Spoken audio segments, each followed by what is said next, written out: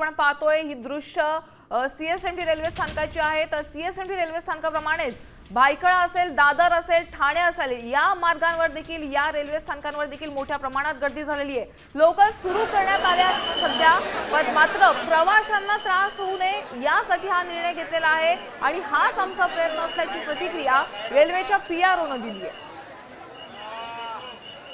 प्रवाशांना कुठलाही त्रास होऊ नये याचा प्रयत्न करण्याचा जो मार्ग आहे तो त्यांना काढण्यात आलेला आहे आणि यातून समजूतदारपणे त्यांनी देखील वापस गाड्या ज्या आहेत या वापस चालू केलेल्या आहेत। या गाड्या आज संध्याकाळी 5:50 पासून जवळजवळ 6:45 छत्रपती शिवाजी महाराज टर्मिनस स्थानकावरती उभ्या होत्या।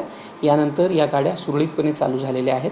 हे मेन लाईनच्या गाड्यांची ही कंडिशन होती। हार्बर लाईनच्या ज्या गाड्या आहेत त्या जवळजवळ सुरळीतपणे पूर्णतः चालू होत्या। कुठल्याही प्रवाशांना किंवा याच्यात कुठली इजा होऊ नये याचा प्रयत्न मध्य रेल्वेच्या माध्यमातून केला गेलेला आहे आणि याच्यामध्ये समजूतदारपणे आम्ही प्रवाशांना देखील याच्यातनं कुठल्याही प्रकारची अडचण होऊ नये हा प्रयत्न केलेला आहे।